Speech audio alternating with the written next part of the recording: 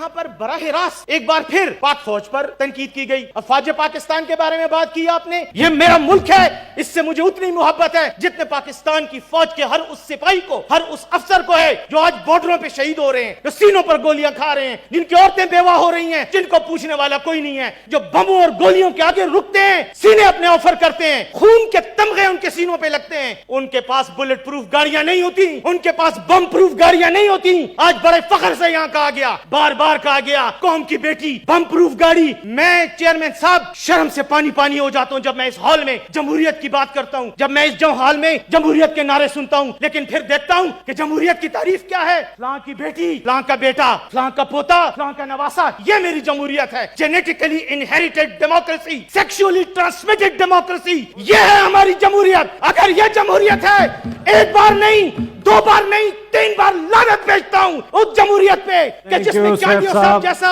मुअज्जज आदमी, जिसमें रजा रबानी साहब जैसा मुअज्जज इंसान खड़ा होकर एक ऐसे शख्स को अपना लीडर कहता है और कायद कहता है जो सिर्फ और सिर्फ विरासत की वजह से, एक वाकयाती हादसे की वजह से लीडर बनता है। खुदा के लिए चेयरमैन साहब हर बात करें, लेकिन वो बात ना करें जिसपे आपको कम से कम अपना ज़मीर आपका टूं टूं करने लग जाए कि ये बात आप गलत कर रहे हैं। चेयरमैन साहब, जमहूरियत की खिदमत हम मरूसी जमहूरियत को डिफेंड करके नहीं कर रहे, हमने जमहूरियत को तबाह किया है। जमहूरियत का कातिल और कोई नहीं है। मैं और इस ऐवान में मेरे आज बैठे हुए लोग और इनसे पहले गुजरे हुए जिन्होंने जमहूरियत के उसूलों को पामाल किया, जिन्होंने खानदानी विरासत को तकवीयत दी, जिन्होंने उन लोगों को लीडर कहा जो बम प्रूफ गाड़ियों में फिरते हैं। मेरी बात सुने चेयरमैन साहब, मैं एक बात कहना चाहता हूँ, मेरा एक ही लीडर है, उसको मैं अपना लीडर कहता हूँ, चाहे दुनिया को पसंद हो ये बात या ना। मोहम्मद रसूलुल्लाह उसका नाम है, उसको मैं अपना लीडर कहता हूँ। वो और उसके नीचे जो मानने वाले थे, उमर की बात करता हूँ मैं, उस्मान की बात करता हूँ मैं, अली की बात करता हूँ, रज़ियल्लाहु तआला अन्हुम अजमाइन। मेरी बात सुने चेयरमैन साहब, किस बम प्रूफ गाड़ी में वो फिरते थे, कौन सी बुलेट प्रूफ जैकेट वो पहनते थे,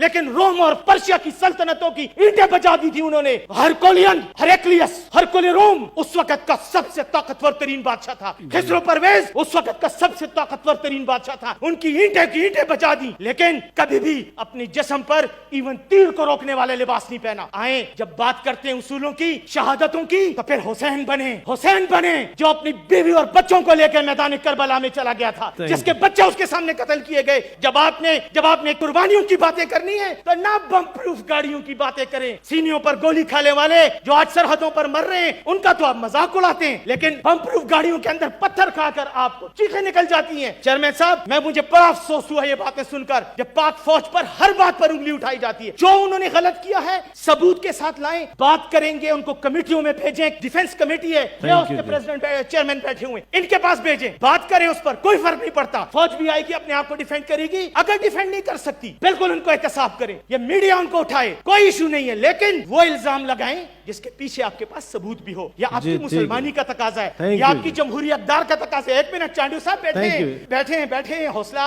इन्नल्लाह मअस साबिरीन, सब्र करें और सच सुने। कहा गया जी फौजी जनरल मुशर्रफ जो है वो मौत का इंतजार कर रहा है। क्या इस दुनिया में मौत का इंतजार सिर्फ परवेज मुशर्रफ कर रहा है? चांडू साहब, क्या आपको मौत नहीं आनी? क्या मुझे नहीं आनी? क्या हम सबको इस हाल में बैठे को मौत नहीं आनी? हम सब ने मौत का जायका चखना है। परवेज मुशर्रफ इस वक्त 80 साल तक पहुंच गया है, आखिर उसने भी मरना है। उसने जो कुछ किया धड़ल्ले से किया, दबंग तरीके से किया। जब तक उसके हाथ में ताकत थी उसने अपनी ताकत को इस्तेमाल किया। गलत या सही का फैसला अल्लाह करेगा या इस दुनिया की अदालतें करेंगी। इस दुनिया की एक अदालत ने उसके खिलाफ फैसला करके उसको चौक में लटकाने का डायलॉग भी बोल दिया। क्या हुआ? किसने उसका क्या बिगाड़ लिया? ऐसी बातें ना करें, ये तकब्बुर की बातें होती हैं। इससे इंसान बदमज़गी पैदा करता है और कुछ नहीं पैदा होता। परवेज मुशर्रफ उसी तरह बाइज्जत दुबई में पड़ा हुआ है, अपने घर में है, अपनी माँ के पास है। परसों उसने अपनी सालगिरह मनाई है, कोई फर्क उसकी जिंदगी में नहीं आया। हाँ, उसने इस मुल्क को बदलने की अपनी तौर पर कोशिश की, कुछ काम ठीक किए, कुछ गलत किए, ऐसी कोई बात नहीं होती। इंसान है, अच्छे काम भी करता है, गलतियां भी होती हैं, लेकिन ऐसी बात करना कि वो मौत का इंतजार कर रहे हैं,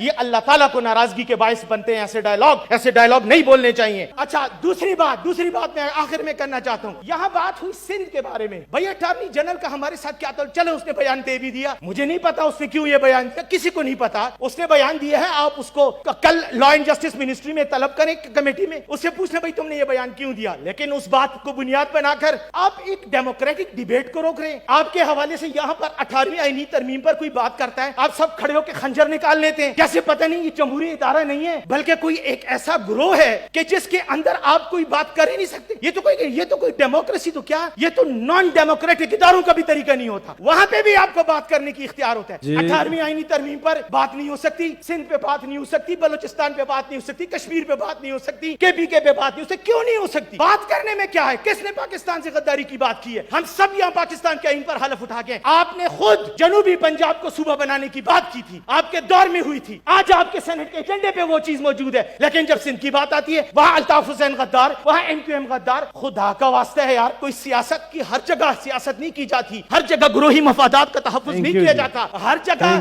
جگہ اپنے موروثی لیڈروں کو ڈیفینڈ کرنے کی بات نہیں ہوتی. کہیں پہ اس قوم کی, اس ملک کی, اس عوام کی بھی بات کریں تاکہ اللہ کے آگے کلیئر ہو. کیونکہ چانڈیو صاحب, موت کا انتظار ہم سب کر رہے ہیں, میں بھی کر رہا ہوں, آپ بھی کر رہے ہیں. یہ موت ہم سب نے چکھنی ہے, اس کا ذائقہ ہم سب نے چکھنا ہے. Thank you. میرا پرابلم یہ ہے کہ میں جون ایلیا نہیں ہوں اور میں امروہے کا نہیں ہوں, میں پشتون ہوں. میرا پرابلم یہ ہوتا ہے کہ جب میرے اوپر کوئی وار کرتا ہے تو میں اس پہ 2 وار کرتا ہوں, جب میرے خلاف کوئی بات کرتا ہے تو میں اس پہ 2 بار بات کرتا ہوں, اور آخر وقت تک اپنے دشمن کو, اپنے مخالف کو اس وقت تک نہیں چھوڑتا جب تک یا تو معافی نہ مانگ لے یا مجھے نہ تباہ کر دے. تیسرا ایک راستہ اور ہوتا ہے, سیاسی مخالفین کو کہہ رہا ہوں, تیسری بات, ایک اور راستہ بھی ہوتا ہے اور اس راستے کو کہتے ہیں راضی نامہ اور صلح کا راستہ, لیکن وہ راستہ اینڈ میں آتا ہے, وہ آخری آپشن ہوتا ہے. پھر آپ نے کہا کہ انسان دعا مانگتا ہے اور پھر اس وقت دعا کی قبولیت کا ٹائم ہوتا ہے. اگر اس ملک پر آج یہ لمحہ, اگر اس ملک پر اگر قبولیت کا وقت ہے تو میں آج اللہ سے یہ دعا مانگتا ہوں کہ وہ میری جان اس ملک پر ایک بار نہیں 1000 بار قربان کر دے, میری نسلوں کو قربان کر دے.